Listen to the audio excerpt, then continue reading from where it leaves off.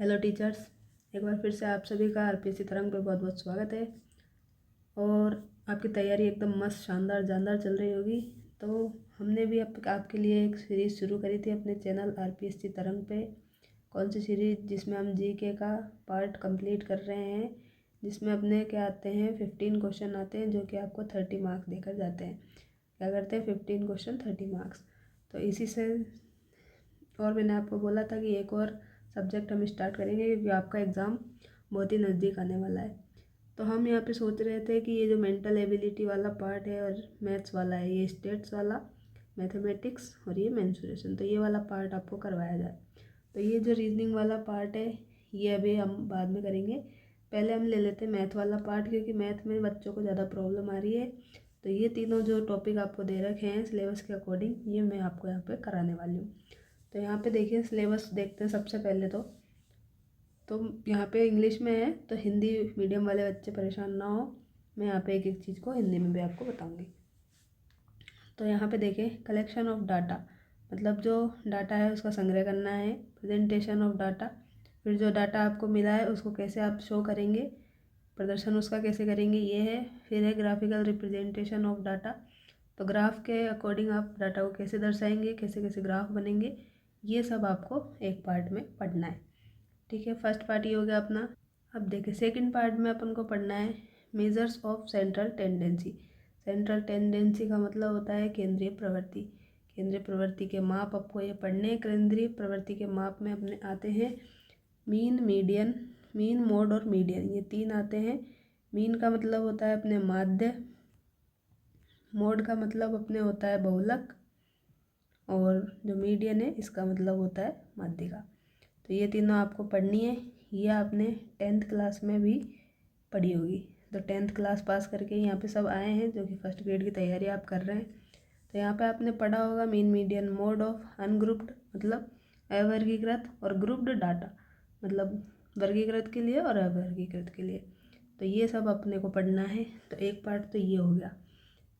ठीक है, तो दो टॉपिक ये हो गए अपने कि ग्राफ पे डाटा को कैसे, डाटा के साथ कैसे थोड़ा सा ग्राफ में दिखाना है वो सब, और फिर ये central tendency, mean, median, mode. फिर अपने आता है नेक्स्ट पार्ट सेकेंडरी लेवल पे। तो इसमें आता है आपके नेचुरल, रेशनल और इरेशनल नंबर। नेचुरल का मतलब हो गया प्राकृतिक, और मतलब प्राकृतिक बोल सकते हैं। रेशनल हो गया परिमेय, इरेशनल हो गया अपरिमेय नंबर। तो ये पढ़ना है। रियल नंबर मतलब वास्तविक संख्या है, और देयर डेसिमल एक्सपेंशन, डेसिमल मतलब दशमलव और एक्सपेंशन मतलब विस्तार। तो ये आपको यहाँ पे इनका क्या करना है, दशमलव विस्तार भी पढ़ना है। तो एक तरह से यहाँ पे नंबर सिस्टम की बात हो रही है। फिर आपको ऑपरेशन ऑन रियल नंबर देखना है, मतलब प्लस माइनस मल्टीप्लाई कैसे करते हैं, पॉइंट के नंबर्स को कैसे डिवाइड करते हैं, वो सब में सिखाएगा यहाँ पे। फिर उसके बाद में लॉ ऑफ एक्सपोनेंट मतलब जो घातांक होते हैं, घात होती है, उनके नियमों के बारे में पढ़ना है रियल नंबर्स के लिए। फिर आपको पढ़ना है rational number and their decimal expansion. तो ये आपके यहाँ से लेकर के यहाँ तक का एक टॉपिक, एक चैप्टर होता है जिसको हम बोलते हैं जनरली नंबर सिस्टम। तो ये नंबर सिस्टम हो गया अपना थर्ड नंबर का चैप्टर। दूसरा हो गया था ये माध्य माध्यिका वाला, और पहला था अपने ये ग्राफ डाटा वाला। अब फोर्थ नंबर पे आता है आपका जीरो ऑफ पॉलिनोमियल। पॉलिनोमियल मतलब बहुपद, जीरो मतलब बहुपद के शून्य, मतलब उसका वैल्यू निकालना है हमें। फिर relationship between zeros and coefficient of polynomial, तो संबंध पढ़ना है शून्य के और पॉलिनोमियल के गुणांकों के बीच में। डिवीजन एल्गोरिथम पढ़ना है, भाग विधि पढ़नी है। फिर एल्जेब्रिक मेथड पढ़ने हैं, बीजगणितीय मेथड पढ़ने हैं, सॉल्यूशन निकालना है लीनियर इक्वेशन का, जो कि सिर्फ 2 वेरिएबल के लिए। तो इस तरह से ये आपके क्या हो गए, अभी तक 4 चैप्टर हो गए। तो चौथे चैप्टर का नाम हम शॉर्ट में लिख सकते हैं। क्या पढ़ना है इसमें अपन को, पॉलिनोमियल्स पढ़ने हैं, जिसको हिंदी में अपन बहुपद बोलते हैं। अब लास्ट पार्ट है अपना मेंसुरेशन का। मेंसुरेशन का मतलब अपने यहाँ पे होता है क्षेत्रफल निकालते हैं यहाँ पे हम इसमें। ठीक है, तो क्षेत्रफल संबंधी हम इसमें क्या करते हैं, बातें करते हैं। तो क्षेत्रफल और आयतन वगैरह निकालते हैं। तो यहाँ पे सरफेस एरिया निकालना है आपको, पृष्ठीय क्षेत्रफल निकालना है। किसका, क्यूबॉइड मतलब घनाभ, क्यूब घन, राइट सिलेंडर सर्कुलर, बेलन हो गया, राइट सिलेंडर कोन हो गया, और स्पेयर। आपको यहाँ पे कितनी चीज़ें पढ़नी है, एक तो घनाभ पढ़ना है, फिर घन पढ़ना है, उसके बाद में बेलन पे आ जाना है, बेलन के बाद में शंकु, और शंकु के बाद में आपको पढ़ना है गोला। तो इस तरह से ये आपको 5 टॉपिक पढ़ने हैं। इन 5 टॉपिक के लिए आपको क्या करना है, 5 टॉपिक का आपको एक तो एरिया निकालना है और दूसरा वॉल्यूम मतलब क्षेत्रफल और आयतन निकालना है। तो इस तरह से ये 5 जो अपने टॉपिक है इसके साथ में आपके ये क्वेश्चन आते हैं, और 5 क्वेश्चन हर बार। ये मैथ्स वाला जो पार्ट है, ओनली मैथ्स वाला, यहाँ से लेकर के जो यहाँ तक का पार्ट है, ये जो 5 टॉपिक है इनसे 5 क्वेश्चन हमेशा आए हैं। तो यहाँ से आपके 10 नंबर पक्के कराने की गारंटी मैं लेती हूँ। तो फर्स्ट पार्ट में हम क्या करेंगे, वीडियो में थ्योरी देखेंगे। एक टॉपिक के आपको 2 वीडियो मिलेंगे। तो फर्स्ट पार्ट में थ्योरी करेंगे, सेकंड पार्ट में जो भी PYQ आए हैं अब तक पे फर्स्ट ग्रेड के वो करेंगे। तो इस तरह से आपको 10 वीडियो तो मिलेंगे ही। और अगर जैसे ये टॉपिक ज़्यादा बड़ा है, क्यूबॉइड है, मतलब 5 चीज़ें हैं इसमें, तो इसके लिए 2 वीडियो भी आ सकती है। तो लगभग 10 से 12 वीडियो में आपका ये क्या हो जाएगा, पूरा 10 नंबर आपके पक्के कराने की कोशिश पूरी की जाएगी। बस आपसे यही रिक्वेस्ट है कि आप चैनल को ज़्यादा से ज़्यादा शेयर करें और ज़्यादा से ज़्यादा अपने दोस्तों के साथ शेयर करें और लाइक करें। तो चलिए आज हम क्या करते हैं, जो अपना फर्स्ट टॉपिक है ये वाला, इसको शुरू करते हैं। तो इसको हम देखते हैं आज। तो हमारा फर्स्ट टॉपिक क्या था, फर्स्ट टॉपिक था अपना डाटा। डाटा था मतलब आंकड़े। हम यहाँ पे दोनों मोड लेकर चलेंगे, हिंदी और इंग्लिश। तो जो भी बच्चे हिंदी मीडियम से इंग्लिश मीडियम से, दोनों को कोई भी प्रॉब्लम आनी नहीं चाहिए। फिर भी कोई प्रॉब्लम आती है तो आप कमेंट करें, उसको नेक्स्ट वीडियो में इम्प्रूव करने की पूरी कोशिश की जाएगी। तो आंकड़ों के बारे में पढ़ना है। अब आंकड़े क्या होते हैं, जैसे कोई भी आपको कोई भी सारणी दी है तो उसमें क्या होते हैं, जैसे आपको कोई भी टेबल दी है XY के फॉर्म में, तो x की वैल्यू दे दी 0 1 2 3 4। अब y इक्वल टू क्या होता है, fx होता है, और ये डिफाइन क्या होता है। तो x इक्वल टू 0 पे y की वैल्यू क्या आई, मान लो 5 आ गई, 6 आ गई, 7 8। तो इस तरह से आपको ये से वैल्यू दी जाती है। तो ये तो क्या है, टेबल फॉर्म में दी जाती है इस तरह। तो यहाँ पे ये सब क्या है, इन सबको ही हम क्या बोलते हैं, ये हो गए अपने आंकड़े, डाटा। जो भी नंबर्स दिए रहते हैं तो उनको ही हम क्या कहते हैं, डाटा कहते हैं। अब ये बहुत सारे डाटा दिए होते हैं, तो इनको क्या करते हैं हम क्या करते हैं, आलेखीय निरूपण करते हैं। इनका आलेखीय निरूपण करते हैं, क्योंकि ऐसे हम देखेंगे तो हमें बहुत टाइम लग जाएगा कि क्या बता रहा है। तो इसी जो टेबल है, यही जो टेबल है, इसी को हम जल्दी से समझने के लिए क्या करते हैं, ग्राफ का यूज़ करते हैं। आलेख को बोलते हैं ग्राफिकल, मतलब ग्राफ। तो ग्राफिकल निरूपण को बोल देते हैं हम रिप्रेजेंटेशन, सॉरी। तो ये ग्राफिकल रिप्रेजेंटेशन हम इसको बोलते हैं, और आंकड़ों को दिखाने के लिए हम इसका यूज़ करते हैं। यहाँ पे लिख लेते हैं, आंकड़ों को दर्शाने के लिए यूज, आखिरी आलेखीय निरूपण का यूज करते हैं। अब क्या होता है, एक चित्र 1000 शब्द से भी तो क्या होता है कि जो अलग अलग तरीके होते हैं ग्राफ बनाने के भी, तो कौन कौन से तरीके होते हैं, तो ग्राफ होते हैं अपने पास में। एक तो होता है दंड आलेख। क्या होता है, दंड आलेख, इसको इंग्लिश में बोलते हैं बार ग्राफ। अब इंग्लिश टर्म भी आपको लेके चलनी है साथ में, हिंदी मीडियम वाले भी, क्योंकि कभी कभी ऐसे भी आ जाता है बार ग्राफ। तो सबको लेके चलना है यहाँ पे। दूसरे नंबर का होता है एक समान चौड़ाई और परिवर्ती चौड़ाई वाले, एक समान चौड़ाई और परिवर्ती चौड़ाई वाले ग्राफ। इसको बोलते हैं यहाँ पे आयत चित्र। तो आयत चित्र को यहाँ पे हम लिखते हैं हिस्टोग्राम। तो ये हिस्टोग्राम भी आ जाता है, इतना लंबा नहीं दे करके कभी कभी। और थर्ड नंबर पे आता है अपना बारंबारता बहुभुज। क्या आता है? बारंबारता बहुभुज, जिसको हम बोल देते हैं फ्रीक्वेंसी पॉलीगॉन। क्या बोलते हैं इसको? Frequency polygons. तो ये अपने 3 टाइप हो गए ग्राफ को शो करने के लिए। अब दंडालेख में क्या होता है, एक एक करके देखते हैं इनको।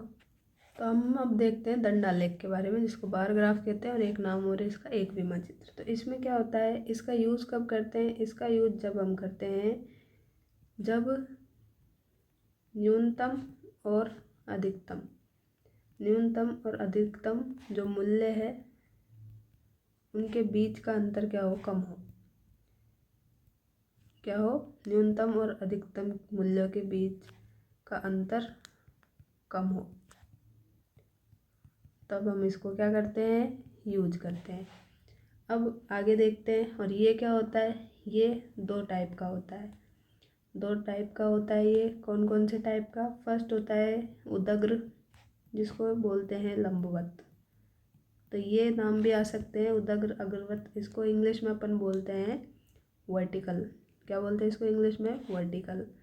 सेकंड टाइप है इसका क्षैतिज। अब क्षैतिज आप सभी जानते होंगे, क्षैतिज को हम बोलते हैं हॉरिजॉन्टल। तो हॉरिजॉन्टल हो गया। अब वर्टिकल तो कैसे हो गया? वर्टिकल तो इस तरह से आपको दिए रहेगा, और हॉरिजॉन्टल हो गया इस तरह से लेटा हुआ। तो ये बात हो गई। अब हम देखते हैं कि इसका बनाते कैसे। तो इसमें क्या होता है,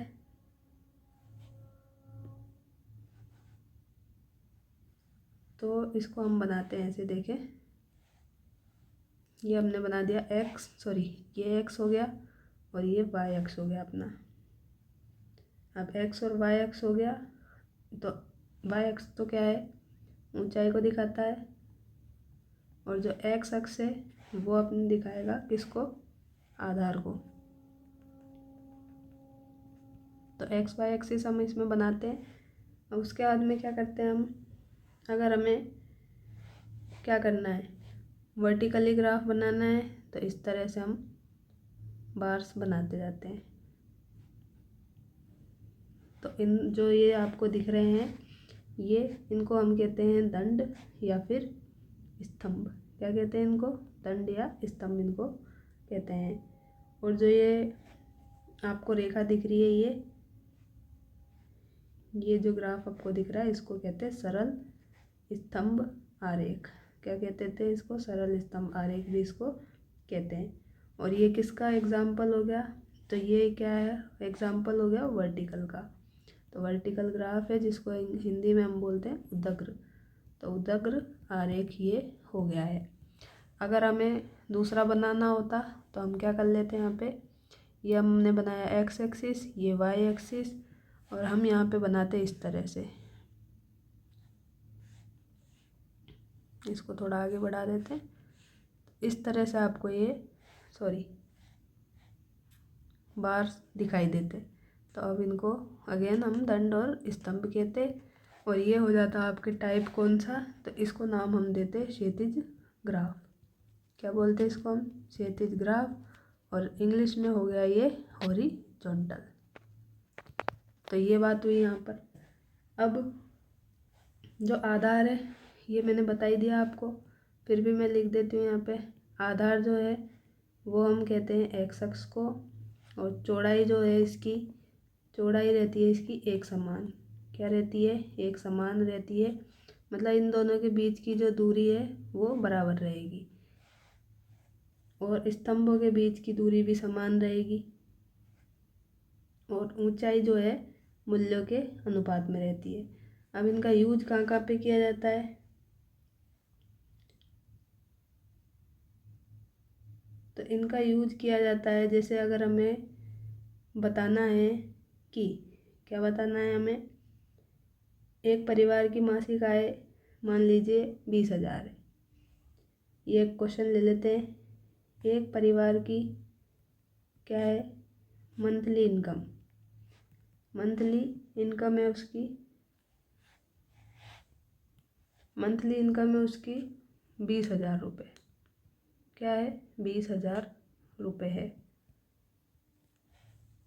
और विभिन्न मदों के अंतर्गत उसका हर महीने खर्च होने की उसने योजना बनाई थी अलग अलग।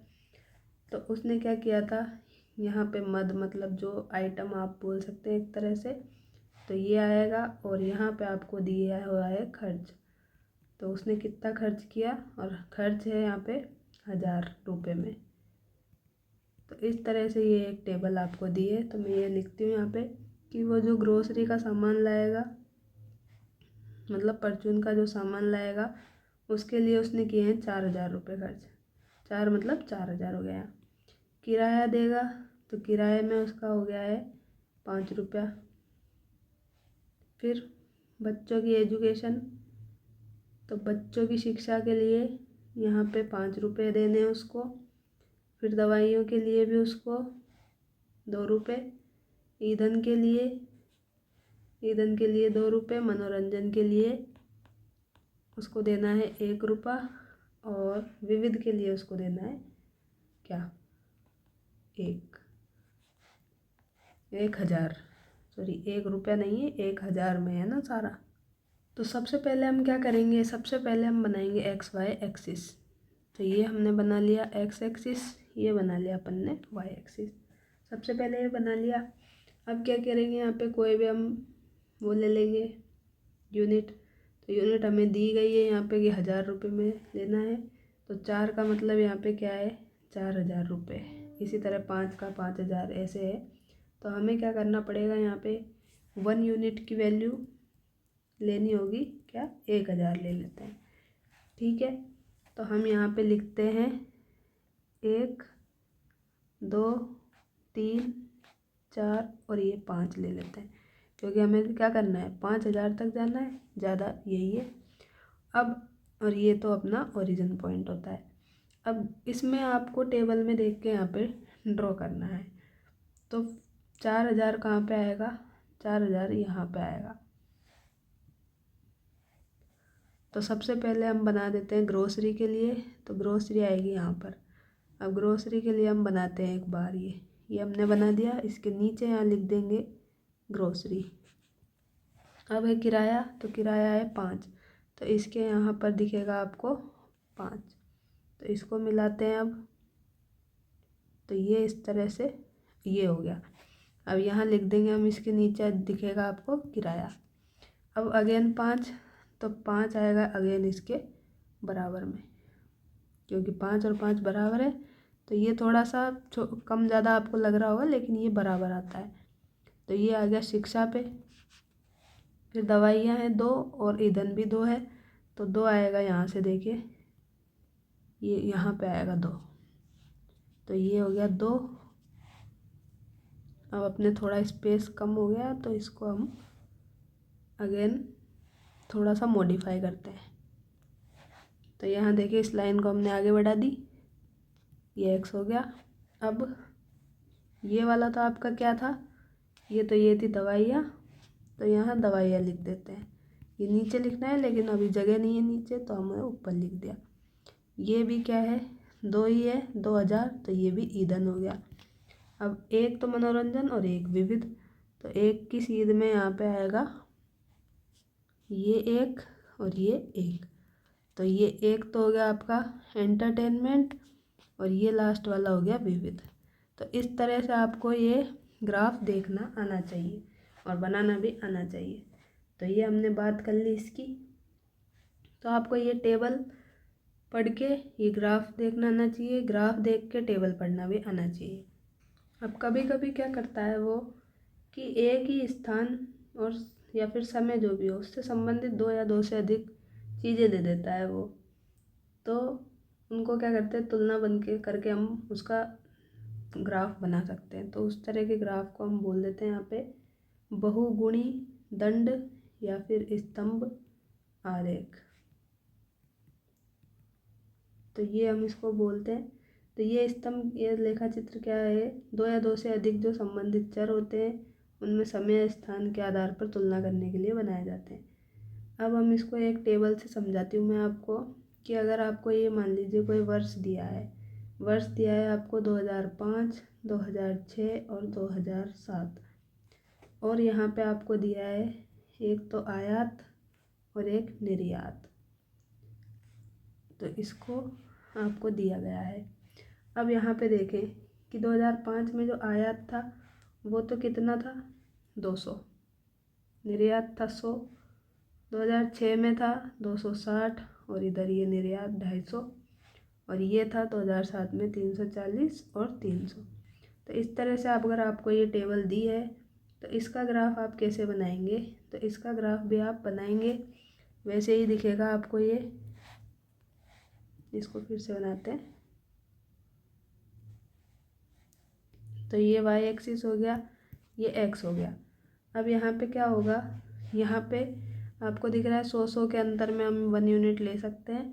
तो यहाँ पे क्या करते हैं, हम वाई एक्सिस पे ले लेते हैं 100 के अंतर पे। तो 100, 200, 300 और ये 400। यहाँ पे हाईएस्ट 340 है तो 400 से अपना काम हो जाएगा यहाँ पे। अब हमें क्या करना है, यहाँ पे बनाना है। अब 2005 लेना पड़ेगा, तो यहाँ पे ले लेते हैं 2005, 2006 और इधर लेना पड़ेगा 2007। अब क्या होगा, आयात और निर्यात दोनों दिखाने हैं। तो पहले हम क्या कर देंगे, आयात बना देंगे। आयात आ जाएगा यहाँ 200 पे, तो ये 200 पे आयात आ गया। निर्यात है 100, तो ये इसके चिपक के ही ऐसे आ जाएगा। और यहाँ पे लिख देंगे हम आयात, ये लिख देंगे निर्यात। तो इस तरह से ये ग्राफ चलता है। अब यहाँ 260 दिख रहा है आयात, तो 260 कहीं इसके बीच में आएगा, 200 और 300 के बीच में। तो ये है मान लीजिए आपका 260, और आयात है 2006 में, और 250 जो है ये निर्यात है। तो 260 से थोड़ा सा नीचे आएगा, थोड़ा सा इतना सा नीचे ले लेते हैं, तो ये हो गया आपका निर्यात। इसी तरह से आ जाएगा 340 और 340 और 300।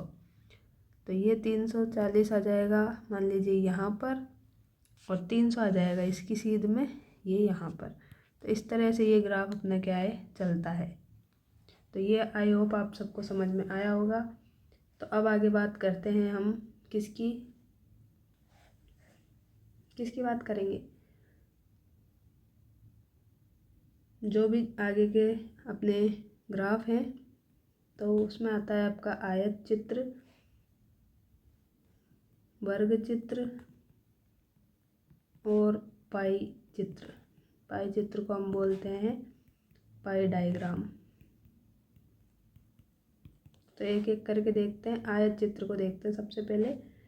एक चर, तो इसमें क्या है, आयत की चौड़ाई को दिखाता है, क्या करता है, आयत की चौड़ाई को दर्शाएगा। और जो दूसरा चर है वो क्या करेगा, आयत की ऊंचाई को दर्शाएगा।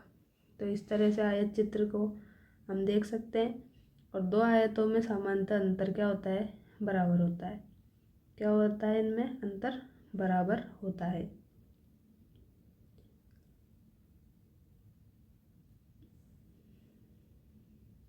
और ये जो चित्र हैं इनमें क्या है, सामान्यतः बीच में कोई रिक्त स्थान नहीं होता है। जैसे आपको यहाँ पे दिख रहा था, ये गैप दिख रहा है यहाँ पे इन दोनों के बीच में, ये ऊपर वाले में भी दिख रहा है आपको ये वाला गैप जो दिख रहा है। तो जनरली जो है आयत चित्र जो है उनमें अपने को ये गैप दिखाई नहीं देता है। तो इनको क्या कहते हैं, आयत चित्र को ही हिस्टोग्राम कहते हैं। ये मैंने आपको पहले बताया था, तो इस नाम से भी ये आ सकता है। तो इस आलेख को क्या कहते हैं, आयत चित्र कहते हैं, जो कि संतत वर्गों वाले वर्गीकृत बारंबारता बंटन का एक आलेखी निरूपण होते हैं। और इसमें क्या है, जो आयतों का क्षेत्रफल है संगत बारंबारताओं के समानुपाती होता है। जो हम ये बनाएंगे इस तरह से चलता है। ये देखें, ये है, फिर ये आ गया, फिर मान लीजिए ऐसे आ गया ये, फिर ऐसे ये आ गया, ये आ गया, फिर इस तरह से ये चलता है। तो इनमें कोई गैप नहीं होता है। तो मान लेते हैं ये नीचे जो दिख रहा है आपको ये बाहर है किलोग्राम में, और इधर जो आपको दिख रहा है ये क्या है, नंबर ऑफ स्टूडेंट है, मतलब विद्यार्थियों की संख्या है। ये क्या है, ये विद्यार्थियों की संख्या है। तो इस तरह से ये ग्राफ आपको दिख रहा होगा। तो यहाँ पे क्या है, जो इनका चौड़ाई है वो समान है, इसलिए आयतों की लंबाई या बारंबारता के समानुपाती होती है। तो ये बात हुई इसकी आयत चित्र की। तो ये हमने यहाँ पे पढ़ लिया। तो ये ग्राफ भी उसकी तरह ही बन जाएगा, आपको टेबल दी होगी तो आप उससे बना सकते हैं आराम से। अब ये हमने बात कर ली। इसके बाद में हम देख लेते हैं एक लास्ट अपना जो है बचा, क्या है, बारंबारता बहुभुज। क्या बचा है, बारंबारता बहुभुज, जो है फ्रीक्वेंसी पॉलीगन। तो फ्रीक्वेंसी पॉलीगन जो अपना बचा है इसको देखते हैं। तो इसमें क्या होता है, इसमें आपको बारंबारता को निरूपित करने के लिए और भी जो डाटा दिए होते हैं उनको बनाना होता है बिंदुओं की सहायता से, डॉट डॉट करके हम उसको बनाते हैं और वो क्या है, एक पॉलीगन की तरह बन जाता है। जैसे मान लीजिए आपको ये, जैसे आपका कुछ बन गई थी टेबल, तो इसी में क्या करते हैं हम, यहाँ पर जो भी नंबर होंगे तो उनको लेकर के इस तरह से जो भी डाटा रहता है और उसको ऐसे शो करते जाते हैं डॉट डॉट के माध्यम से। तो ये क्या होता है, अपना बारंबारता बहुभुज हो जाता है।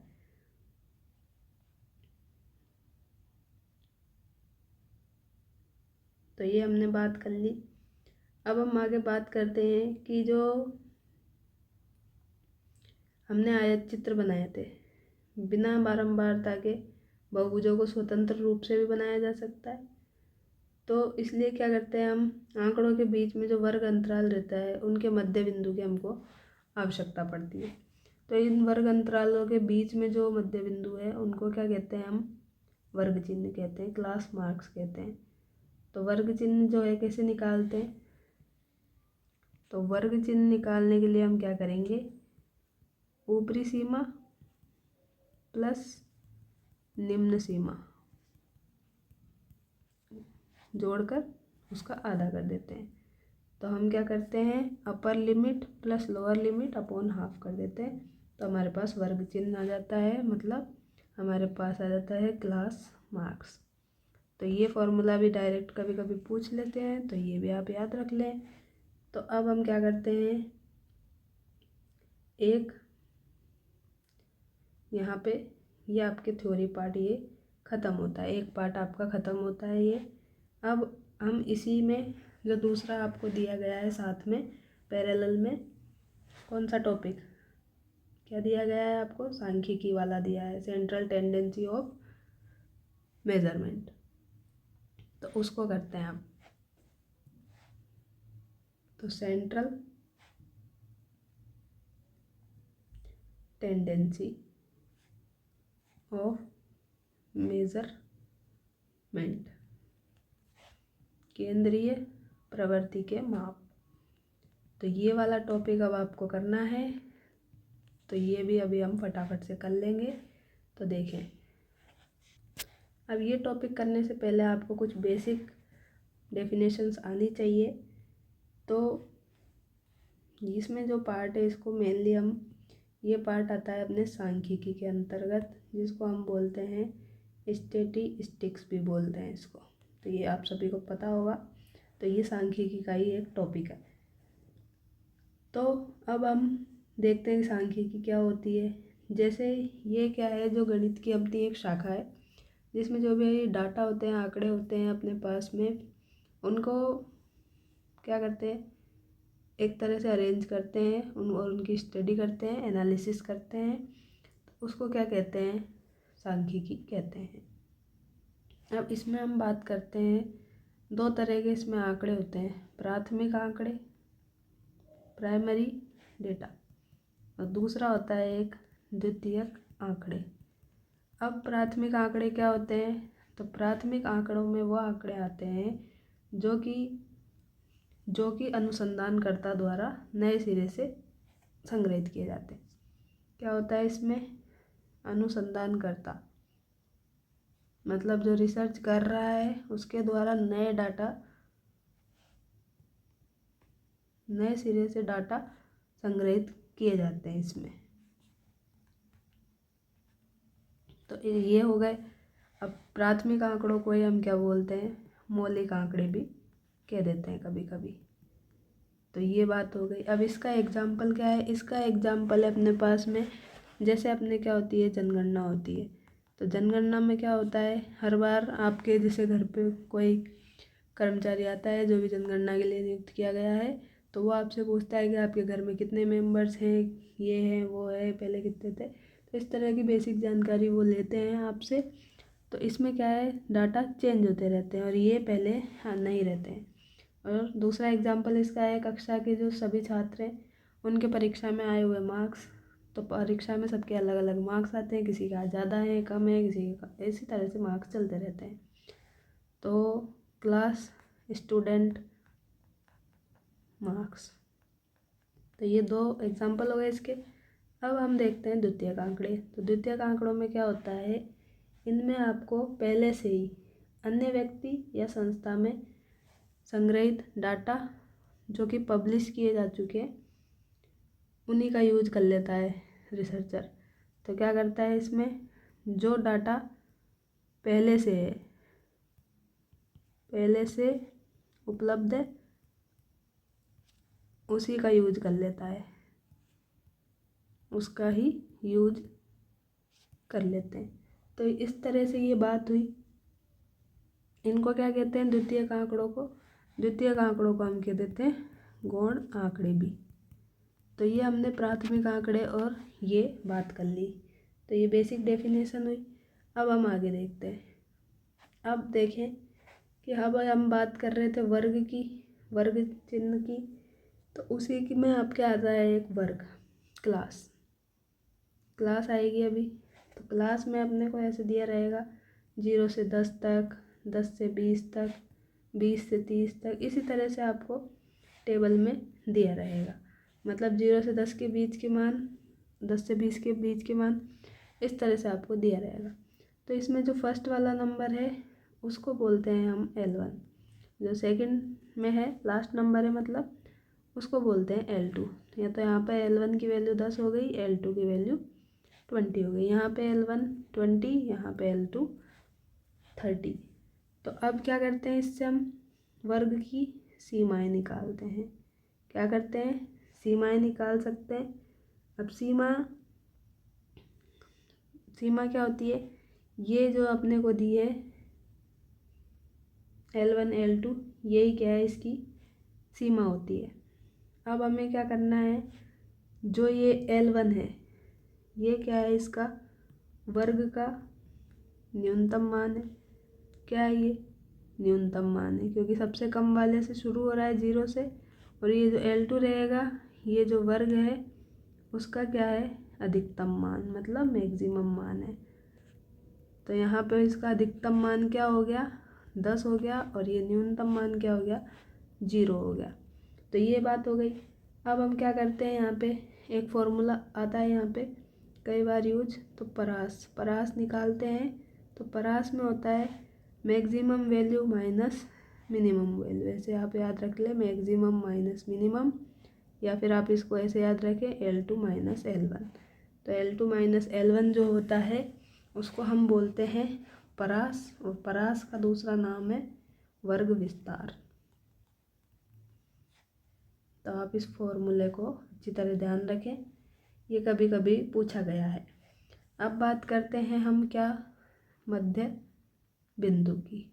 तो मध्य बिंदु जो अभी हमने देखा था, जो हमने अभी थोड़ी देर पहले देखा था, क्लास मार्क्स वर्ग चिन्ह, जिसको हमने बोला था ऊपरी सीमा प्लस क्या, ऊपरी सीमा प्लस निम्न सीमा बटा 2। तो वही है ये भी कि L1 प्लस सॉरी ऊपरी सीमा तो L2 है, तो ऐसे लिख लेते हैं L2 + L1/2। तो ये क्या हो गया आपका वर्ग सीमा का मध्य बिंदु, इसको बोलते हैं। अब बात करते हैं वर्ग आवृत्ति की। तो वर्ग आवृत्ति या फिर इसको बोलते हैं बारंबारता। क्या बोलते हैं? वर्ग आवृत्ति या बारंबारता। तो इसको हम F से डिनोट करते हैं जनरली। तो ये क्या होती है, जो भी अपनी क्लास आएगी, अब वर्ग आएंगे, जैसे ये कोई वर्ग है तो इसमें कोई कितनी बार इसका जो भी अवलोकन है उसका कितनी बार रिपीटेशन हुआ, इस तरह से ये दिखता है।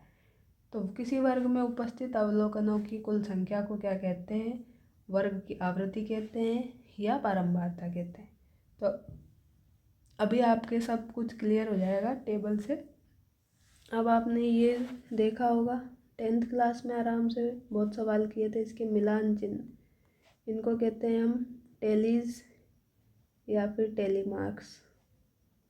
तो ये क्या होते हैं, जैसे आपको 1 लिखना हो तो 1 के लिए आप 1 डंडा खींचते हैं, 2 के लिए ऐसे 2 बनाते हैं, 3 के लिए 3, 4 के लिए ऐसे 4 बना देते हैं, और 5 आते ही क्या करते हैं 1 2 3 4 बना करके ऐसे इस साइड से क्रॉस करते हैं। अगर आप ऐसे बनाकर ऐसे क्रॉस करेंगे तो ये रॉन्ग है, तो ये वाला राइट है। तो इस तरह से आप लिखते थे। अब हम बात करते हैं आवृत्ति बंटन की। तो आवृत्ति बंटन क्या होगा? तो आवृत्ति बंटन में हम करते हैं इसको 2 टाइप में डिवाइड। तो 2 टाइप में कौन कौन से में डिवाइड हो गया ये? एक तो अपने पास होता है खंडित, या फिर इसको बोलते हैं क्या? असमूहित, अनग्रुप्ड। क्या बोलते हैं इसको? अनग्रुप्ड। और दूसरा है अपने पास अखंडित, मतलब समूहित या फिर सतत, और इंग्लिश में बोल देते हैं इसको ग्रुप्ड। तो ये 2 टाइप में डिवाइड हो गया। अब जो खंडित है, असमूहित है, वो क्या हो गया? तो खंडित का एक एग्जाम्पल ले लेते हैं।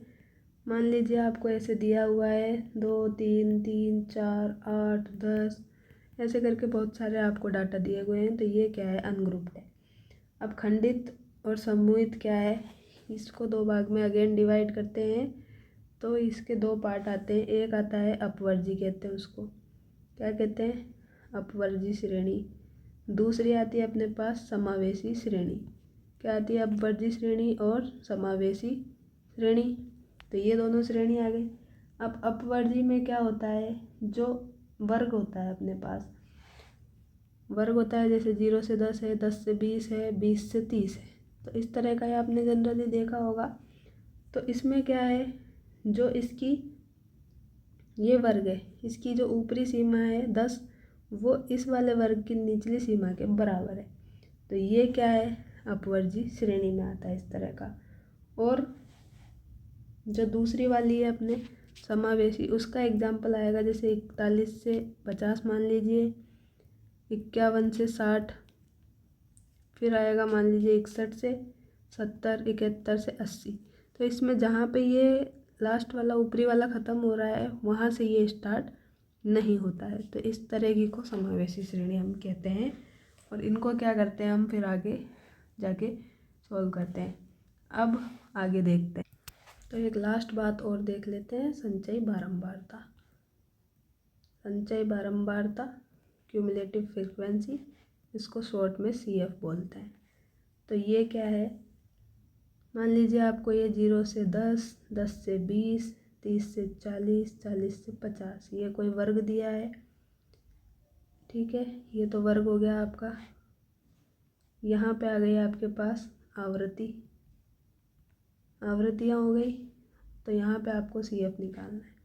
आवृत्तियाँ भी आपको दी हुई रहेंगी। तो मान लीजिए 5, 7, 8 और 3 आपको दी गई है।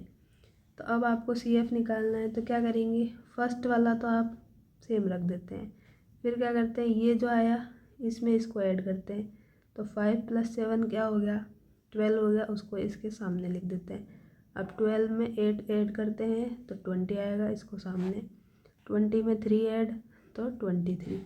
तो इस तरह से ये टेबल आपकी कंप्लीट हो जाती है। तो अब तक क्या किया हमने, बेसिक सारी जानकारी प्राप्त कर ली। तो बेसिक अगर आपके अच्छे होंगे तो आप अब आगे आपको कोई भी प्रॉब्लम नहीं आएगी। तो अब केंद्रीय प्रवृत्ति के माप में हम क्या क्या पढ़ने वाले हैं। केंद्रीय प्रवृत्ति के जो माप है उसमें आपको डायरेक्टली सिलेबस में मेंशन है मीन मतलब माध्य, उसके बाद में दिया है आपको मोड मतलब बहुलक, देन आपका थर्ड टॉपिक है मीडियन। तो ये आपको पढ़ना है, मीडियन मतलब माध्यिका या फिर इसको कभी कभी माध्यक भी बोल देते हैं। अब माध्य जो है उसको हम डिनोट करेंगे एक्स बार से, मोड को डिनोट करेंगे जेड से, और माध्यिका को डिनोट करेंगे कैपिटल एम से। तो इस तरह से हमारा नोटेशन रहेगा। अब सबसे पहले बात कर लेते हैं माध्य की ही।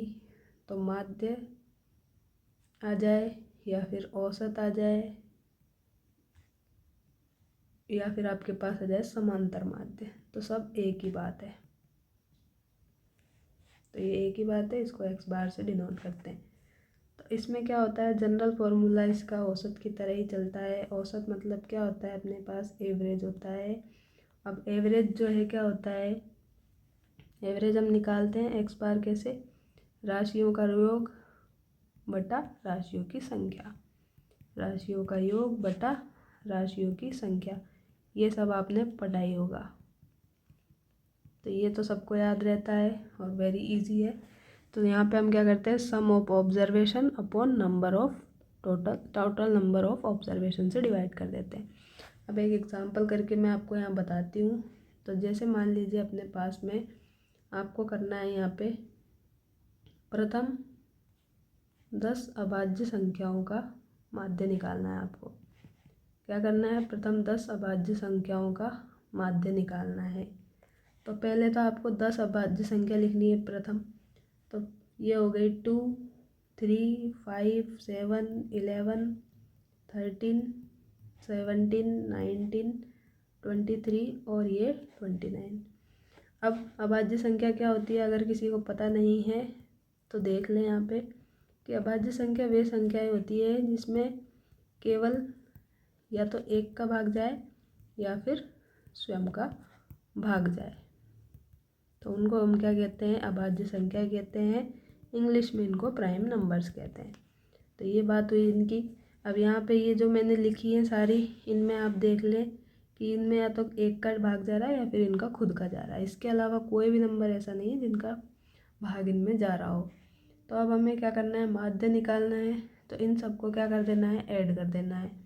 तो इन सबको ऐड करते हैं तो अपने पास में क्या आएगा, ये आ जाएगा अपने पास में 129, और ये 10 नंबर है तो 10 से इसको डिवाइड कर देंगे तो ये आ जाएगा 12.9। तो इस तरह से हम ये क्वेश्चन कर सकते हैं। तो ये जो फॉर्मूला है आपके पास में, सिंपली ये वाला फॉर्मूला है अपने पास में अवर्गीकृत। अवर्गीकृत जो डाटा आपके पास रहेगा, जो मतलब टेबल फॉर्म में नहीं रहेगा, इस प्रकार से दिया रहेगा, उसमें आप ये फॉर्मूला आराम से लगा सकते हैं और आंसर निकाल सकते हैं। अब हम क्या करते हैं, एक और क्वेश्चन देखते हैं। तो क्वेश्चन नंबर 2 है इसका। मान लीजिए आपको फाइंड करना है 3, 11, x, 2x + 1 और 17 का माध्य आपको दिया है। ये माध्य आपको दिया है कितना, 8.4। तो आपको फाइंड करनी है वैल्यू x की। तो ये आपके पास क्वेश्चन है।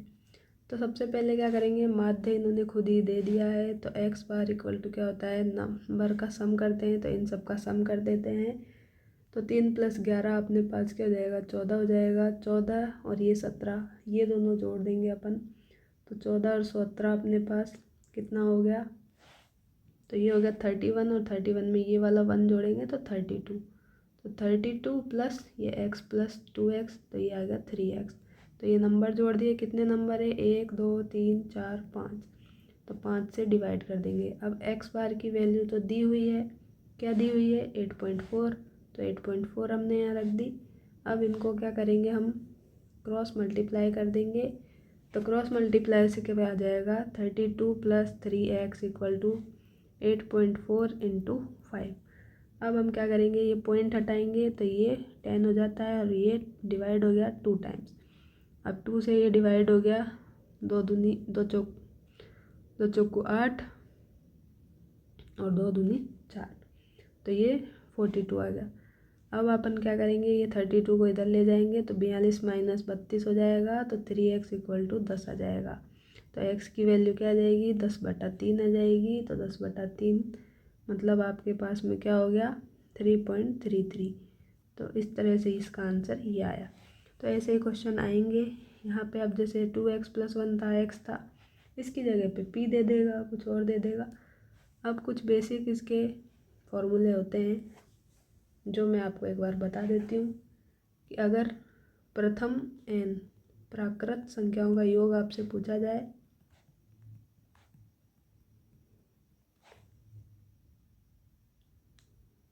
प्रथम n प्राकृत संख्याओं का माध्य आपसे पूछा जाए, तो ये आपके पास में क्या आता है, ये आएगा n+1/2। अब ये कैसे आया ये भी मैं आपको बता देती हूँ। प्रथम n प्राकृत संख्याओं का योग क्या होता है अपने पास, आपने फॉर्मूला पढ़ा होगा, sigma n equal to n into n+1/2। तो ये एक फॉर्मूला होता है, नहीं पढ़ा है तो यहाँ पे देख लें। तो अब क्या करते हैं हम यहाँ पे माध्य के लिए हम करते हैं क्या, संख्याओं का योग बटा टोटल संख्या। अब संख्याओं का योग तो ये है, क्या है, n इंटू n+1/2 और संख्याएं कितनी है, n, तो n से डिवाइड, तो ये n से n कट जाता है यहाँ पे, तो यहाँ पे ओनली n+1/2 आता है। इसी तरह से अब हम देखते हैं दूसरा क्या फॉर्मूला है, प्रथम n प्राकृत संख्याओं के क्या वर्गों का योग। तो ये क्या हो जाएगा अपने पास, ये पहले फाइंड कर लेते हैं। तो प्रथम n प्राकृत संख्याओं के वर्गों का योग तो आपको पता है, माध्य आपको यहाँ पे निकालना है क्योंकि माध्य की बात कर रहे हैं। तो योग तो आप जानते हैं क्या होता है, सिग्मा n² इक्वल टू होता है n इंटू n+1 2n+1/6 होता है। अब माध्य निकालना है तो माध्य का फॉर्मूला यही वाला फॉर्मूला लगाएंगे, तो योग बटा टोटल संख्या। तो योग तो ये हो गया, तो ये पूरा रख देंगे n इंटू n+1 2n+1/6 और संख्याएं कितनी है, अगेन n है, तो n से n डिवाइड हो जाएगा। तो इस तरह से आपको ये मिलेगा, इसको मैं मिटा देती हूँ यहाँ से। तो ये आपको मिल जाएगा फाइनली इसका आंसर। अब इसी को एक तरह से और पूछा जाता है, तो कैसे पूछते हैं देखिए, कि आपको दे देगा 0 1 2 3 से लेकर के n के वर्गों का माध्य बताइए। तो अब ये तो आपको पता है कि 1 से n तक का जो वर्गों का योग होता है, ये तो आपको पता है क्या होता है, sigma n² equal to n into n+1 2n+1/6। लेकिन यहाँ पे क्या है, ये 0 भी दे दिया, तो इस 0 की वजह से थोड़ी यहाँ पे अपने को प्रॉब्लम होगी अब, क्योंकि सम तो ये हो गया। अब सम में तो 0 का कोई फ़र्क नहीं पड़ता, इसलिए सम तो सेम ही रह जाएगा ये। लेकिन अब आप क्या करेंगे, जब माध्य का फॉर्मूला लगाएंगे x इक्वल टू योग बटा टोटल संख्या, तो क्या हो जाएगा, यहाँ पे योग तो आपने लिख दिया n इंटू n+1 2n+1/6 और टोटल संख्या क्या हो गई, ये 1 से लेकर n तक तो n नंबर हो गए और ये 0 भी तो काउंट करना पड़ेगा, तो ये n+1 नंबर हो गए अब की बार। तो यहाँ पे आपको डिवाइड करना पड़ेगा n+1 से, तो n+1 से n+1 कैंसिल हो जाएगा और finally answer n into 2n+1/6 मिलेगा। तो ये देखिए 0 का भी इतना खतरनाक रोल हो सकता है, तो 0 को भी ध्यान से देखें और इसको स्टार कर लें। अब देखें एक दो क्वेश्चन और करते हैं। जैसे मान लीजिए आपके पास समान अंतर है, समान अंतर के पद हो, तो क्या होता है आपके पास में जो मध्य पद होता है, तो मध्य पद ही क्या हो जाता है, माध्य हो जाता है। तो मध्य पद इक्वल टू माध्य मतलब मीन। अब क्या करते हैं इसमें, मीन कैसे और मध्य पद को कैसे निकालते हैं, ये निकालते हैं हम फर्स्ट पद, first plus last term, first plus last term upon 2। तो अब एक क्वेश्चन देखते हैं इसका। तो क्वेश्चन है अपने पास, मान लीजिए 7 के प्रथम 27 गुणजों का माध्य बताइए। 7 के प्रथम 27 गुणजों का माध्य बताइए। गुणज मतलब मल्टीपल्स, तो ये आपको बताने हैं। तो अब आपको क्या करना है, 7 का पहाड़ा लिख देना है, कितनी बार, 27 टाइम्स। तो 7 7 दूनी 14 हो गया, 7 तिया 21, 7 चौको 28। तो इस तरह से ये 7 इंटू 27, लास्ट में ये टर्म अपने पास आएगी। तो 7 इंटू 27 अपने पास आ गया है 189। अब हमें क्या करना है, ये वाला फॉर्मूला इसमें लगा देना है। फर्स्ट पद है 7 और लास्ट टर्म है 189। अब अगर आप इसमें मिडिल टर्म लिखते तो आपको बहुत टाइम यहाँ पे लग जाता, इसलिए ये आप फॉर्मूला लगाएं तो यहाँ आ जाएगा आपके पास 7 + 189 upon 2। It means that 196 upon 2 divide करेंगे तो ये आ जाएगा 9 time divide then 8 time divide. तो आंसर इसका मिल गया आपको 98। तो इस तरह के क्वेश्चंस को आप कर सकते हैं। अब अगर आपको डायरेक्ट ही दे दे 1 2 3 4 और 5 का माध्य आपको बताना है, तो अगर आप देखें यहाँ पे डिफरेंस तो सेम है, एक का डिफरेंस एक का, तो +1 हो रहा है, सब में डिफरेंस सेम है। तो आपको क्या करना है, ये जो मैंने यहाँ बताया मध्य पद इक्वल टू माध्य। तो मध्य पद क्या है, अब 5 टर्म है तो 5 में से 2 इधर से छोड़ दें, 2 इधर से छोड़ दें, तो मिडिल टर्म 3 आ जाएगी आपके पास।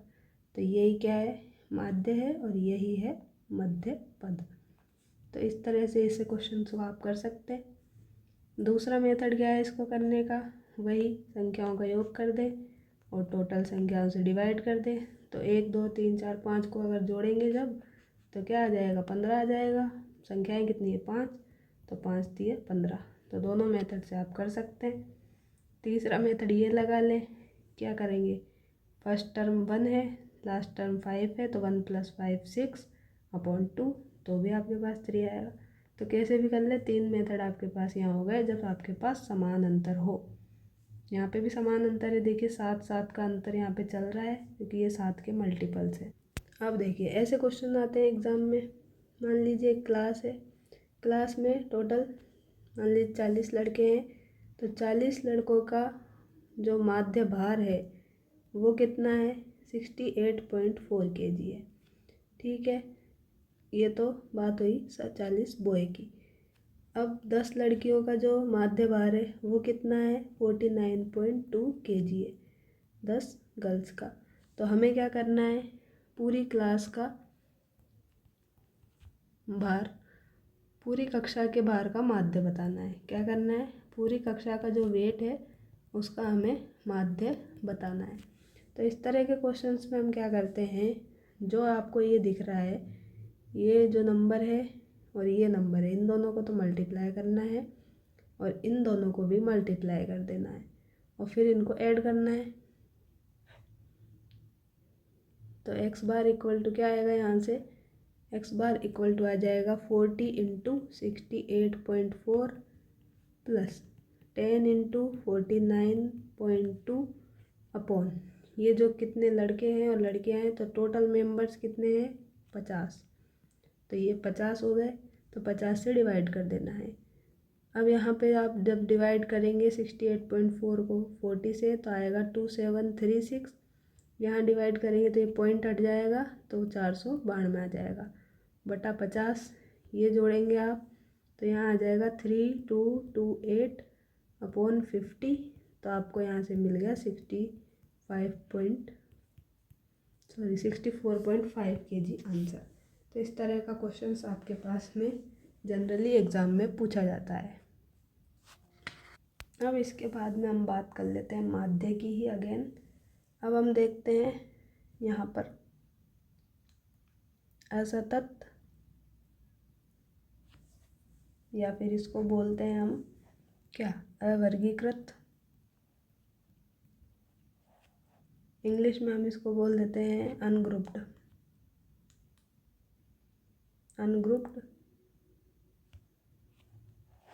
और इधर हम पढ़ेंगे किसके बारे में, सतत या फिर वर्गीकृत, जिसको बोलते हैं ग्रुप्ड। तो इनके बारे में हम पढ़ते हैं। अब यहाँ पे देखते हैं एक एक करके। तो जो सतत वाले हैं उसमें क्या होता है, अपने पास में टेबल दी होती है एक। ये मान लीजिए कोई टेबल है, इसमें क्या होता है, यहाँ पे एक्स आई की वैल्यू होती है, यहाँ पे एफ आई की वैल्यू होती है। तो यहाँ पे मान लीजिए आपको इस तरह से दिया है, एक्स आई की वैल्यू 1 2 3 4 दी है, और एफ आई की वैल्यू हो गई मान लीजिए 5 7 13 और 8। तो ये आपको दिया होता है। तो इसमें आप आगे जाके फॉर्मूला लगाएंगे, अभी देखना। और यहाँ पे क्या होता है, सतत में आपके पास में टेबल होती है, वही टेबल उसी तरह से टेबल होती है, लेकिन यहाँ पे क्या होता है, आपके पास में वर्ग अंतराल होता है, और यहाँ पे होती है आपके पास फ्रीक्वेंसीज। तो वर्ग अंतराल मान लीजिए दिया है 0 से 5, तो उस पर फ्रीक्वेंसी है 1। फिर आपको दिया है 5 से 10, फ्रीक्वेंसी है 2। तो इस तरह से ये वाली टेबल आपको दिखाई देती है। तो इसमें अब दोनों में देखते हैं कि हम कौन सी स्टेप्स को फॉलो करेंगे।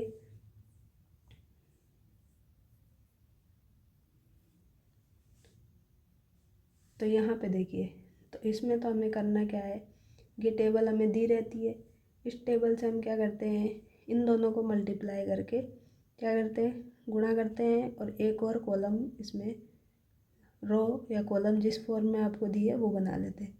तो एफ आई एक्स आई को हम क्या कर लेते हैं, यहाँ से फाइंड कर लेते हैं। ठीक है, तो ये फाइंड कर लेते हैं। उसके बाद में क्या करते हैं, इन सब का सम कर देते हैं। तो यहाँ लिखते हैं इसके सामने सिग्मा एफ आई एक्स आई, तो ये निकाल लेते हैं। और ये जो फ्रीक्वेंसी दी रहती है इनका भी सम कर लेते हैं, तो सिग्मा एफ आई भी निकाल लेते हैं। तो ये दोनों निकालने के बाद लास्ट में मीन का फॉर्मूला लगा देते हैं, जो कि अपने पास होता है sigma F I x I upon sigma F I. तो ये फॉर्मूला होता है अपने पास में किसका,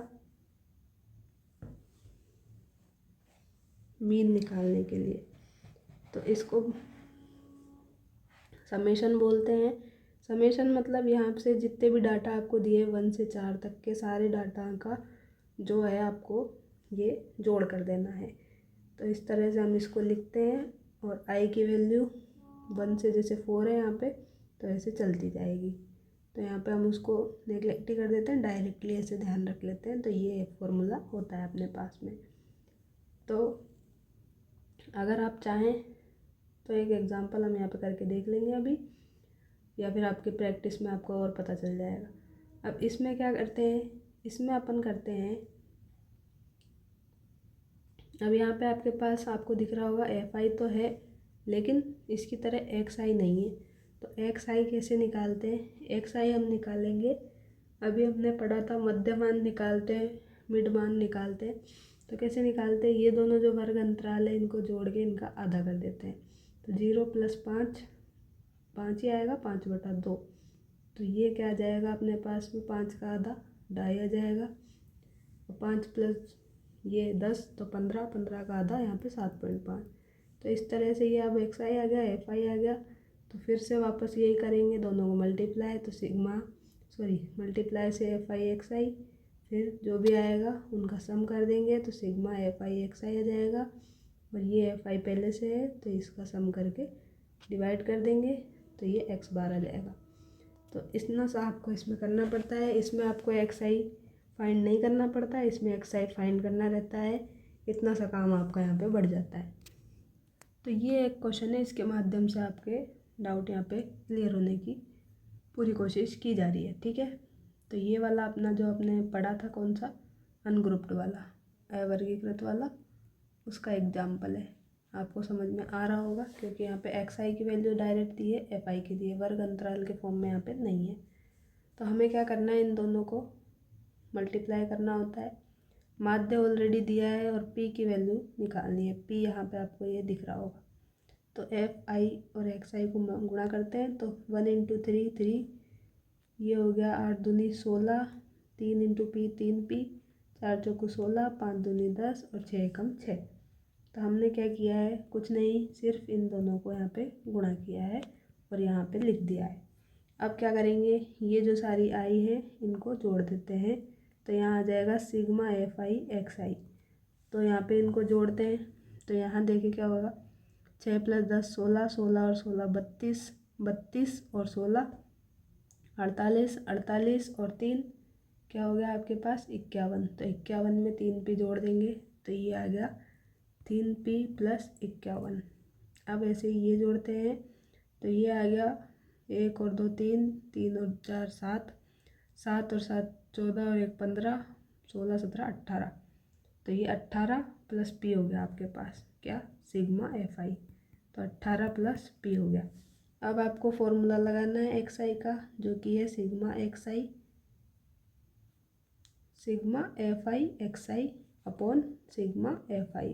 तो इसकी वैल्यू आई आपके पास 3p + 51, ये आई 18 + p, और एक्स बार आपको दिया है ऑलरेडी यहाँ 2.88, तो 2.88। अब इसको आप सॉल्व कर लेंगे तो ये आपके पास आ जाएगा। वहाँ ऑप्शन दिए रहेंगे तो ऑप्शन से आप सेटिस्फाई करा लें। तो यहाँ मैं डायरेक्ट लिखती हूँ, पी की वैल्यू अपने पास 7 आ जाएगी। तो इस तरह से क्वेश्चंस आपको वहाँ पे दिखाई देंगे। तो फटाफट से मल्टीप्लाई करके ऐड करके आपको डिवाइड करके आंसर निकाल देना है। अब माध्य विचलन तो वैसे आपके सिलेबस में नहीं है, फिर भी मैं आपको फॉर्मूला लिख देती हूँ यहाँ पे माध्य विचलन का। तो माध्य विचलन इसको बोलते हैं मीन डेविएशन। तो इसका फॉर्मूला होता है सिग्मा एफ आई, मोड में आएगा x i minus x bar upon n. N जो है यहाँ पे है सिग्मा एफ, और एक्स बार जो है आप जानते हैं क्या है, मीन है। तो यहाँ पे फॉर्मूला समझिए, देखिए क्या होता था वहाँ पे सिग्मा एफ आई एक्स आई। यहाँ पे हमने क्या किया है, जो अपने पास एक्स की वैल्यूज़ दी गई है उसमें से सबसे पहले एक्स बार फाइंड करना है और उस वैल्यू को घटाते जाना है। देन हम उसको एफ आई के साथ मल्टीप्लाई करना है, फिर हमें ऐड करके इससे डिवाइड करना है। इस तरह से हम क्या करते हैं, माध्य विचलन निकाल लेते हैं। तो ये सिलेबस में नहीं है, फिर भी कभी पूछ ले तो आप ये फॉर्मूला डायरेक्ट ध्यान में रख लें। अब बात करते हैं बहुलक की। सेकंड टॉपिक क्या है यहाँ पे, बहुलक मॉड। तो बहुलक क्या हो जाएगा, बहुलक क्या होता है, बहुलक आपने देखा होगा कि जो मान सबसे अधिक बार आता है, रिपीट होता है, उसको क्या कहते हैं, बहुलक कहते हैं। एक तो हम इस तरह से बोल सकते हैं कि क्या, जो मान सबसे ज़्यादा बार आया है, सबसे अधिक बार है, ये हो गया। या फिर हम इसको बोलते हैं कि जिस प्रेक्षण के मान की बारंबारता सबसे अधिक है, मतलब फ्रीक्वेंसी अधिक है, तो उसको क्या बोलते हैं, मोड बोलते हैं, बहुलक बोलते हैं। अब एक एग्जांपल मैं यहाँ लिखती हूँ, देखिए मान लीजिए ये मैंने लिखा है यहाँ पर 3 5 1 4 4 2 3 4 7। तो आप बताएं कि यहाँ पे बहुलक क्या है। तो यहाँ पे आपको दिख रहा होगा 4, यहाँ पे 1 बार, ये 2 बार और 3 बार। तो सबसे ज़्यादा बार 4 है यहाँ पर, तो इसका मोड मतलब बहुलक क्या हो गया, 4 आ जाएगा। अब ये तो बात हुई जब आपको ऐसे दिया हुआ हो डाटा के फॉर्म में बिना टेबल के। तो अब देखते हैं, एक हम टेबल के फॉर्म में देख लेते हैं कि अगर आपको टेबल में दे दिया हो तो क्या हो, ये तो एक्स आई, ये एफ आई। अब यहाँ पे देखें, मान लीजिए दिया है 1 2 3 4 5, अब फ्रीक्वेंसी दी है मान लीजिए 2, 7, 9, 8 और 5। तो इसको देख के आप क्या बताएंगे बहुलक। तो जो फ्रीक्वेंसी है सबसे ज़्यादा किसकी है, ये 9 सबसे ज़्यादा बार है। और किस मान पे है, तो 3 पे। तो 3 होगा इसका बहुलक। आप ये ना कर दे जल्दी में कि फ्रीक्वेंसी वाला ही बहुलक लिख दे। ऑप्शन में दिया रहेगा एक्स आई वाली जो वैल्यू रहेगी वही बहुलक में आएगी। तो ये बात हो गई अपनी सिंपली बहुलक के बारे में। अब जब आपको टेबल के फॉर्म में दिया रहेगा और आपको डायरेक्ट पता नहीं चले, डायरेक्ट पता कैसे नहीं चलेगा, जब आपको वर्ग अंतराल के फॉर्म में दिया रहेगा सतत बारंबारता बंटन। तो सतत बारंबारता बंटन का बहुलक हम निकालेंगे। तो इसका सूत्र अपने पास में होता है L equal to Z equal to L plus F1 minus F0 upon 2F1 minus F0 minus F2 into H। तो ये अपने पास में बहुलक का फॉर्मूला होता है। तो ये फॉर्मूला तो आपको याद करना होगा। अब मैं आपको बताती हूँ कि यहाँ पे कौन सी चीज़ क्या है। तो Z जो है वो तो क्या है, अपने पास में बहुलक को डिनोट करता है। L जो है, L क्या है, बहुलक वर्ग की निम्न सीमा। क्या है, बहुलक वर्ग रहेगा उसकी निम्न सीमा है, लोअर लिमिट है। अब F1 क्या है, F1 जो है यहाँ लिख देती हूँ मैं, F1 है बहुलक वर्ग की बारंबारता। क्या है, बहुलक वर्ग की फ्रीक्वेंसी लिख देती हूँ। F0 जो है, F0 है बहुलक वर्ग की बारंबारता। और F1 है इससे बहुलक वर्ग से पहले वाले मतलब पूर्व वाले की बारंबारता। F2 क्या है, बहुलक वर्ग से बाद वाले वर्ग की बारंबारता। और H क्या है, स्मॉल h है वर्ग अंतराल मतलब कितने कितने का गैप है वर्ग अंतराल में। तो ये अपने पास फॉर्मूला हो गया इस तरह से। तो ये हमने बात कर ली। अब आगे क्या करते हैं, एक क्वेश्चन सॉल्व करके देखते हैं। ये देखें, ये आपको एक क्वेश्चन दिया हुआ है, इसका आपको क्या करना है, मॉड फाइंड करना है। क्या करना है, मॉड मतलब जेड फाइंड करना है, बहुलक ज्ञात करना है। तो सबसे पहले हम यहाँ पे क्या करेंगे, चेक करेंगे कि किस फंक्शन की बारंबारता सबसे ज़्यादा है, किस वर्ग अंतराल की तो वर्ग अंतराल में सबसे ज़्यादा यहाँ पे फ्रीक्वेंसी दिख रही है आपको 11। तो ये क्या हो गया अपने पास में, वर्ग अंतराल हो गया। क्या हो गया, ये अपने पास बहुलक वर्ग हो गया। तो 16 से 24 वाला अपने पास बहुलक वर्ग हो गया। अब जो ये है 16, ये क्या हो गई, इसकी निचली बारंबारता मतलब L हो गया। अब कितने कितने का गैप चल रहा है यहाँ पे, 0 से 8, 8 से 16, तो गैप चल रहा है 8 का। तो H इक्वल टू 8 हो गया।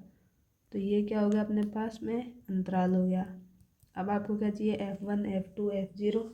तो जो बहुलक वर्ग होता है उसकी बारंबारता को हम क्या बोलते हैं, उसकी बारंबारता को F1 बोलते हैं। और उससे पहले वाली को क्या बोल देते हैं, इसको बोलते हैं F0। और इसके बाद वाली को इसको बोल देंगे F2।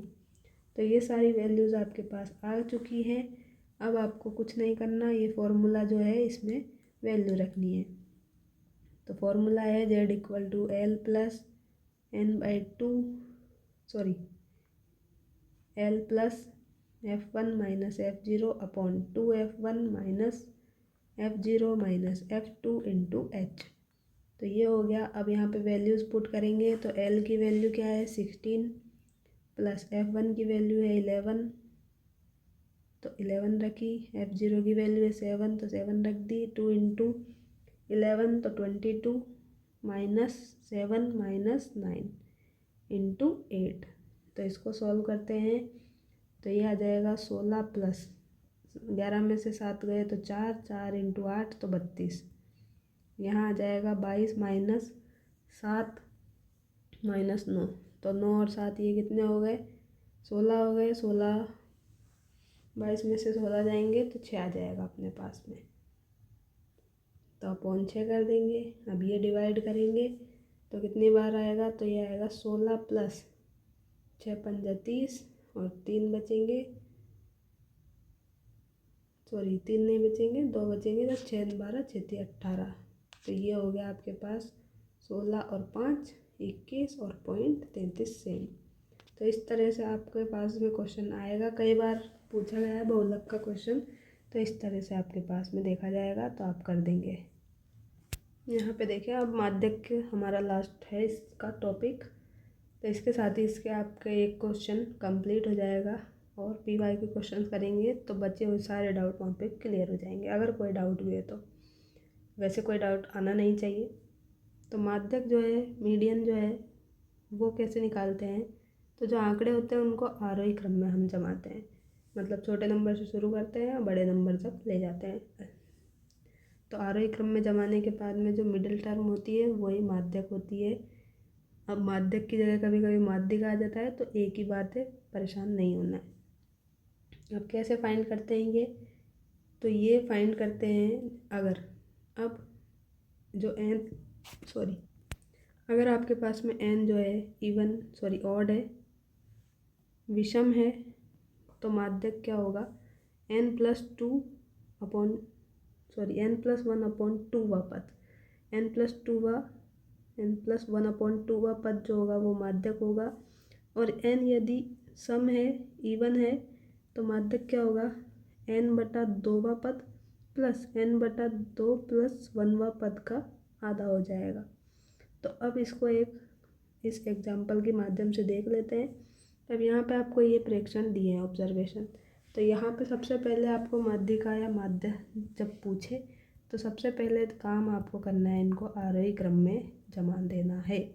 अगर आरोही क्रम में नहीं जमाएंगे तो यहाँ पे अलर्ट रहना है कि आरोही क्रम में जमाना ज़रूरी है, और पहले से जमा हुआ है तो कोई प्रॉब्लम नहीं है। तो यहाँ पे जमा हुआ नहीं है, देखिए पहले 3 है, फिर 8 है, 7 है, फिर 1 है, तो सबसे पहले आरोही क्रम में इनको जमाते हैं। आरोही क्रम मतलब सबसे पहले यहाँ छोटा आएगा, लास्ट में सबसे बड़ा पद आएगा, ऐसे आप याद रख लें, ठीक है। तो सबसे पहले सबसे छोटा है 1, उसके बाद में अगर कोई नंबर रिपीट हो रहा है तो उसको उतनी बार लिखना है। अब 1 के बाद में देखें यहाँ 2 है तो 2 लिखेंगे। अब 3 आएगा, एक बार यहाँ एक बार यहाँ, तो 2 बार लिखना पड़ेगा, 3 और 3। अब 4 है क्या, हाँ 4 है यहाँ पर, तो 4 लिख देंगे। 5 है क्या, 5 है यहाँ, तो 5 लिख दिया। 6 नहीं है तो छोड़ देंगे। अब 6 के बाद 7 देखें, 7 यहाँ है, एक बार तो लिख दिया। 8 एक बार यहाँ है, 8 लिख दिया। 9 भी एक बार है तो 9 लिख दिया। तो इस तरह से असेंडिंग ऑर्डर में हमने इनको जमा लिया है। अब देखते हैं हम कि इसमें टोटल कितने पद हैं ये, तो देखें कितने हैं ये, तो 1 2 3 4 5 6 7 8 9, तो 9 टर्म है। तो n = 9 है, मतलब ऑड टर्म है। तो ऑड टर्म में तो क्या हो जाएगा, n+1/2 पद। अब n+1/2 मतलब 9 + 1/10 मतलब 10/2 मतलब 5वां पद। तो 5वां पद जो होगा वही क्या हो जाएगा, इसका माध्यक हो जाएगा। अब 5वां पद कैसे निकालें, तो देखिए मैं आपको बताती हूँ जल्दी से आप कैसे निकालेंगे। तो यहाँ से देखें कि 1 2 3 4 5, अब 9 पद है तो 4 पद इधर से छोड़ दें, 4 पद इधर से छोड़ दें, तो मिडल टर्म में आ जाएगी, तो ये आ जाएगा आपका 5वां पद। या फिर आप डायरेक्ट देख लें, 1 2 3 4 5, तो 5वें नंबर पे 4 है तो इसका माध्यक 4 हो गया। अब आप एक चीज़ और याद रखेंगे, जो यहाँ पे मैंने आपको बोली थी कि आंकड़ों को आरोही क्रम में लिखने के बाद मध्य पद ही माध्यक होता है। तो वही फॉर्मूला मैंने आपको यहाँ लगा के बताया कि मध्य पद इसका क्या है, ये 4 है, तो ये इसका माध्यक हो गया। अब हम देखते हैं इसका लास्ट एक फॉर्मूला और होता है असंतत बारंबारता बंटन के लिए। असंतत बारंबारता बंटन की माध्यिका या माध्यक, ये कैसे निकालते हैं। तो यहाँ पे क्या होगा, अपने को टेबल में, यहाँ मैं टेबल बना देती हूँ रफली। तो इसमें क्या होगा, आपको x और f तो दिया रहेगा, तो ये तो दिया रहेगा। फाइंड क्या करेंगे, अब आप यहाँ पे सी एफ निकालेंगे। तो सबसे पहले स्टेप में क्या करेंगे, यहाँ पे स्टेप में देखेंगे तो एक्स आई और एफ आई तो अपने को क्या रहेगा, गिवन रहेगा। तो सेकंड स्टेप में आपको क्या करना है, सी एफ फाइंड करना है, संचयी बारंबारता निकालनी है। थर्ड स्टेप में आपको n/2 निकालना है। और फोर्थ स्टेप में क्या करना है, आपको देखना है कि n/2 से ठीक बड़ी या बराबर जो सी एफ है उसके संगत जो x का मान होगा वही क्या होगा, माध्यिका होगा। तो ये असंतत के लिए बात कर रहे हैं। तो मान लीजिए अब मैं यहाँ पे इस टेबल को बना देती हूँ। तो ये लीजिए यहाँ पे लिख दिया 1 2 3 4 5, एफ दिया है मान लीजिए 5 7 8 6 4। तो सी एफ कैसे निकालते हैं, पहला वाला तो सेम आता है 5। अब क्या करते हैं, 5 + 7 ये जोड़ते हैं और यहाँ लिख लेंगे। तो 5 + 7 12 आ गया ये। अब आप ऐसे ना लिखें एरो को, तो ऐसे लिखे देखें, ये 5 आया, 5 में 7 जोड़ा 12 यहाँ लिखा। अब 12 में 8 जोड़ेंगे तो 20 यहाँ लिखेंगे, 20 में 6 जोड़ेंगे तो 26। अब 26 यहाँ लिखा। अब 26 में 4 जोड़ा तो अपन ने ये 30 लिख दिया। और ये लास्ट वाला जो सी एफ रहता है यही अपने पास कैपिटल एन होता है। अब हमें यहाँ पे इसका माध्यक निकालना था। तो क्या हो जाएगा, ये देखिए लास्ट स्टेप में क्या करना है, n/2। तो n/2 करेंगे तो क्या आएगा, 30/2 मतलब 15। अब 15 से ठीक बड़ी या बराबर सी एफ। तो 15 से ठीक बड़ी जो सी एफ है वो क्या है आपके पास में। तो यहाँ पे देखिए ये तो 5 है, छोटी है 15 से, ये 12 भी छोटी है, तो 15 से बड़ी ये आई तो 20। अब इसके सामने जो संगत x का मान है, अब इसके संगत x का मान क्या है, ये x की वैल्यू चल रही है, ये तो ये क्या हो गया, इसके लिए माध्यक हो गया है। तो इस तरह से आप असंतत बंटन की निकाल सकते हैं। कुछ नहीं करना, बस सी एफ निकालना है और n/2 जो आएगा उससे ठीक बड़ी या बराबर सी एफ की संगत जो x की वैल्यू होगी वही माध्यक होगा। अब ये लास्ट फॉर्मूला है, इसके बाद ये टॉपिक अपना ख़त्म है यहाँ पे। तो ये है संतत बारंबारता बंटन की माध्यिका। तो इसमें क्या रहता है, अपने पास में इस तरह से टेबल अपने को दी रहेगी, वर्ग अंतराल में फ्रीक्वेंसी दी रहेगी। हमें क्या करना होगा, सी एफ निकालना है और ये फॉर्मूला लगाकर आंसर निकालना है। तो ये फॉर्मूला आपको ध्यान में रखना होगा।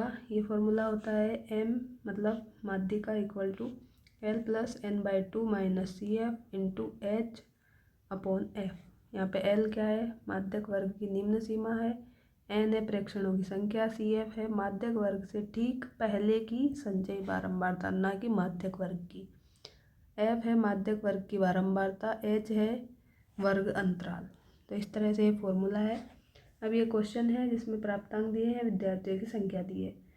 तो अब सी एफ निकालते हैं। सी एफ कैसे निकालते हैं, तो यहाँ पे अपने पास है फर्स्ट वाला तो सेम आता है, फिर इसमें ये ऐड करते हैं तो 5 + 3 8 आ जाएगा, 8 में 4 जोड़ेंगे 12 आ जाएगा, 12 में 3 जोड़ा 15 आ गया, 15 में 5 जोड़ा अपने को 18 आ गया, 18 में 4 जोड़ा 22, 22 में 7 जोड़ा 29, 29 में 9 तो क्या आ गया अपने पास 38, 38 में 7 ऐड किया तो 45, 45 में 8 ऐड किया तो अपने को 53 मिल गया।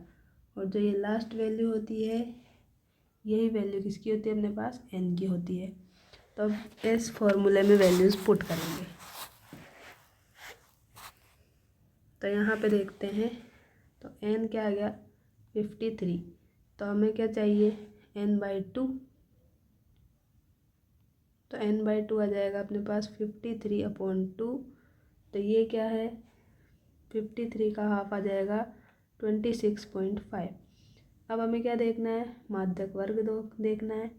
अब माध्यक वर्ग हम ऐसे निकालते हैं कि जो सी एफ है उसका उसमें से मतलब जो संचयी बारंबारता है वो n/2 से अधिक होनी चाहिए या फिर उसके आसपास होनी चाहिए।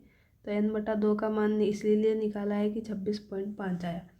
अब 26.5 के आसपास या फिर उससे बड़ी वाली, तो ये तो 26 से सारी छोटी है। तो यहाँ पे 26 से बड़ी ये है 29 वाली, तो ये 29 वाली क्या होगी यहाँ पे, ये CF होगी बड़ी। अब तो ये हो गई। तो माध्यक वर्ग अपना कौन सा होगा, इसके सामने वाला ही हो जाता है ये। तो ये अपने पास ये माध्यक वर्ग हो गया। अब यहाँ पे L का मान तो क्या हो गया, ये हो गया L का मान 60। अंतर कितने का चल रहा है, 10 का, तो वर्ग अंतराल हो गया 10। अब F की वैल्यू क्या है यहाँ पे, जो F है फ्रीक्वेंसी, तो ये हो गई फ्रीक्वेंसी 7। तो फ्रीक्वेंसी 7 है। CF कैसे है, 29 नहीं लेंगे, माध्यक वर्ग 60 से 70 है, तो इससे एक पहले, तो इससे एक पहले ये है, तो इसकी लेंगे CF, तो ये 22, तो ये 22 हो गई। N की वैल्यू है 53, L अपने को मिल गया 60। तो ये सारे फॉर्मूले में पुट करेंगे इसमें, तो देखिए क्या मिल रहा है यहाँ पे अपने को मिल रहा है M = 60 प्लस N/2 निकाल ही लिया, तो डायरेक्ट यही लिखते हैं। तो 26.5 माइनस CF 22/F, F मतलब 7, तो 7 × 10। अब इसको सॉल्व करना है, तो M आ जाएगा 60 प्लस 26.5 में से 22 गए, तो अपने पास आए कितने, 4.5, 4.5 × 10, तो पॉइंट हट जाएगा 45/7। अब 45/7 क्या आ जाएगी, इसकी वैल्यू देखते हैं। तो 7 छिक्की 42 और 3 बचा, तो 7 चौको 28। तो ये आया 66 प्लस 6.4, तो 60 प्लस 6.4, तो 66.4। तो ये अपने पास में क्या है, इसका आंसर आया। तो इस तरह से आपको ये टेबल सॉल्व करके ये फॉर्मूला लगा के क्वेश्चंस करने हैं। तो PYQ में हम देखेंगे कि किस तरह के क्वेश्चंस आते हैं। सारे कॉन्सेप्ट मैंने आपको लगभग ये 1 घंटे 20 मिनट की जो क्लास है इसमें कवर कराने की कोशिश की है, इससे बाहर कुछ नहीं जाएगा। 1 नंबर आपका यहाँ से श्योर होता है। और PYQ की क्लास आप देख लेंगे तो बिल्कुल भी आपके कोई भी क्वेश्चन गलत नहीं होगा और आपको पता भी चल जाएगा कि RPSC फर्स्ट ग्रेड में किस तरह के क्वेश्चन पूछे जाते हैं। तो बस आपको एक ही काम करना है कि अपने दोस्तों के साथ इसको शेयर कर देना है और ज़्यादा से ज़्यादा लाइक करना है और कमेंट भी करने हैं। अगर अच्छी लगती है तो कमेंट भी करें। आप वीडियो देख लेते हैं, कमेंट नहीं करते हैं, तो पता नहीं चलता है कि वीडियो अच्छी लगी, बुरी लगी, क्या किया आपने। तो जैसा भी आपका रिस्पॉन्स है, पॉजिटिव नेगेटिव, आप ज़रूर उसको बताएं। तो मिलते हैं नेक्स्ट वीडियो में अगले टॉपिक के साथ में। तो अगला टॉपिक अपना क्या रहेगा आपको पता है। तो अगला टॉपिक रहेगा अपना इसी टॉपिक का PYQ सेशन। तो PYQ सेशन में लगभग आपके 15 पेपर हुए हैं RPSC के, 2-2 क्वेश्चन हर साल पूछे जाते हैं, तो लगभग 30 क्वेश्चन हैं वहाँ पर। तो वो 30 क्वेश्चन हम कर लेंगे। लगभग 1 घंटे की वो वीडियो भी आएगी, तो ये आपके 2 से 3 घंटे में ही सारा टॉपिक कवर हो जाएगा। तो मिलते हैं नेक्स्ट वीडियो में, तब तक के लिए थैंक यू दोस्तों। चैनल पे बने रहें, सब्सक्राइब करें। अपना दूसरा चैनल भी है आपनो मैथ्स करके, उस पर RPSC फर्स्ट ग्रेड और सेकंड ग्रेड की वीडियो अपलोड किए जाते हैं। तो अगर आप में से कोई भी मैथ्स का एस्पिरेंट है तो वो चैनल भी आप सब्सक्राइब कर सकते हैं और टेलीग्राम चैनल भी दोनों का ज्वाइन कर सकते हैं। तो थैंक यू दोस्तों।